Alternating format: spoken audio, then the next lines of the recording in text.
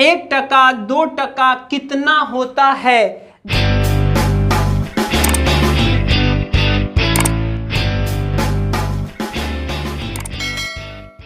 जी हाँ फ्रेंड्स, कई बार गांव में और बहुत से जगहों पर सुनने में आता है 1 टका 2 टका ब्याज। तो वहां पर हम इस भाषा को नहीं समझ पाते हैं, तो आखिर ये टका क्या होता है? आज के वीडियो में हम यही जानने वाले हैं। तो चलिए शुरू करते हैं।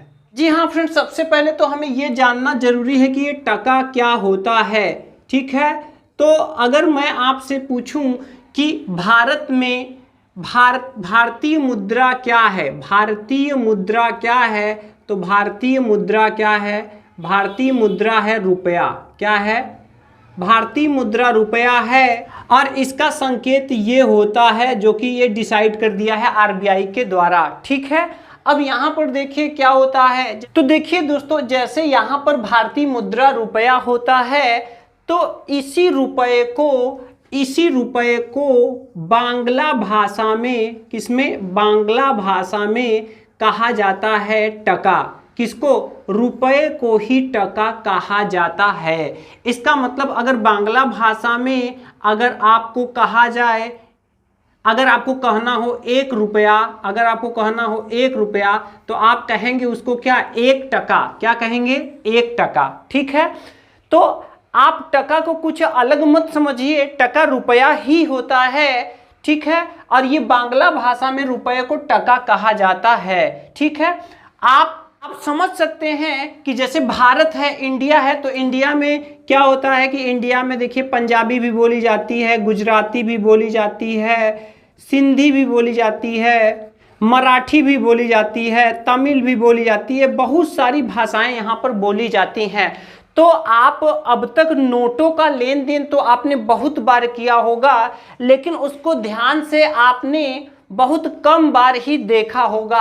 अब आप क्या काम करिए, मैं आपको दिखा देता हूँ। देखिए इस चीज़ को आप देख भी लीजिए। देखिए यहाँ पर मेरे पास 2 नोट हैं, एक 50 रुपये का है और दूसरा है 20 रुपये का।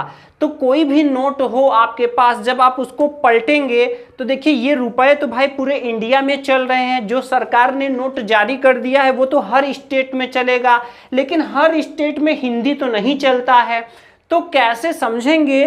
तो कोई भी नोट हो, अगर आप इसके पीछे देखेंगे दोस्तों, तो देखिए यहाँ पर देखिए, ये देखिए कितनी भाषाएं लिखी गई हैं। अगर मैं इसको गिनूँ तो 1 2 3 4 5 6 7 8 9 10 11 12 13 14 15 भाषाएं।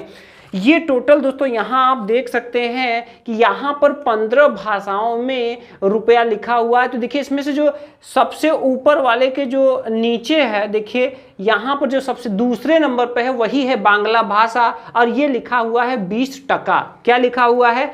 20 टका। ठीक है, ऐसे ही यहाँ पर अगर हम 50 के नोट में देखें, तो 50 के नोट में भी जब हम पीछे पलटेंगे तो यहाँ पर भी देखिए 15 भाषा में लिखा हुआ है, जिसमें से जो दूसरे नंबर वाला है वही है 50 टका। तो ये फ्रेंड्स है 20 टका, ये है 50 टका। तो अब आप समझ गए होंगे कि टका का क्या मतलब होता है। अब यहाँ पर दोस्तों मैं आपको एक और जानकारी देना चाहूँगा। जैसे भारतीय मुद्रा रुपया है, वैसे ही ये जो टका है ये बांग्लादेशी मुद्रा है। क्या है? बांग्लादेशी मुद्रा। इसका मतलब ये हुआ कि अगर बांग्लादेश में अगर हम लोग जाएंगे तो वहाँ का जो मुद्रा है, जो बांग्लादेशी मुद्रा है, वो टका है। क्या है? टका है। ठीक है, तो बांग्ला भाषा में रुपए को ही टका कहा जाता है। अब यहाँ पर बात आती है कि अक्सर हम लोग जो इसको यूज करते हैं तो हम ब्याज के लिए यूज करते हैं। 1 टका ब्याज, 2 टका ब्याज, जैसा कि कमेंट में भी यही बोला गया है कि 1 टका ब्याज, 2 टका ब्याज। तो बहुत से लोग इस भाषा को समझ नहीं पाते हैं कि आखिर ये क्या होता है।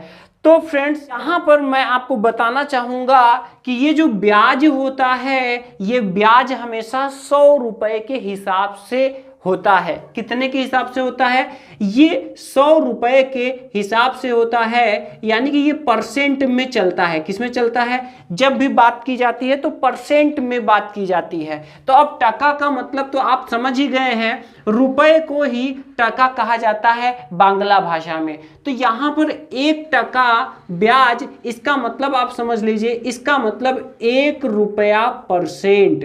इसका मतलब ये हुआ कि 1/100। क्यों? क्योंकि जब परसेंट हटाते हैं तो यहाँ बटा में लगता है 100। इसका मतलब ये हुआ कि 100 रुपए पर 1 रुपये ब्याज को हम बोलेंगे 1 टका।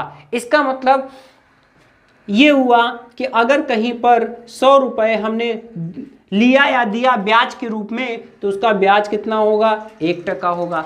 अगर यहाँ पर हम 1000 रुपए कहीं से लेते हैं तो इस हिसाब से उसका ब्याज कितना होगा? 10 रुपए होगा।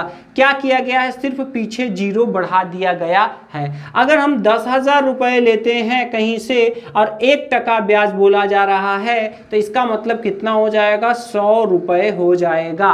और अगर हम कहीं से 1 लाख रुपए ब्याज लेते हैं तो वहाँ पर जो ब्याज बनेगा वो 1000 रुपये ब्याज बनेगा। ये क्या है? मूलधन है और ये क्या है? ब्याज है। तो इस तरह से आप समझ सकते हैं। अब अगर कहीं 2 टका ब्याज की बात की जा रही है तो बस जस्ट इसी का डबल हो जाएगा, मतलब 100 रुपये पर ही 2 टका का मतलब हो गया 2%। इसका मतलब 100 रुपये पर 2 रुपये ब्याज। तो यहाँ पर देखिए 100 रुपये पर ब्याज कितना होगा? 2 रुपये। अगर यहाँ पर हम 0 बढ़ा दे तो 1000 रुपये पर कितना होगा?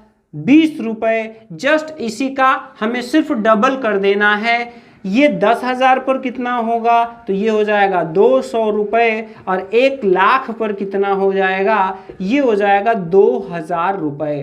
तो यहाँ पर दोस्तों, फ्रेंड्स, आपको कंफ्यूज होने की ज़रूरत नहीं है। ये टका रुपया ही होता है और जब ब्याज की बात आती है तो 100 रुपए के हिसाब से परसेंट में हम इसको मान लेंगे, समझ लेंगे। तो उम्मीद है फ्रेंड्स आपका टका वाला ये जो कंफ्यूजन है ये दूर हुआ होगा और अब कहीं पर अगर हिसाब किताब में टका बोला जाएगा तो आप समझ लेंगे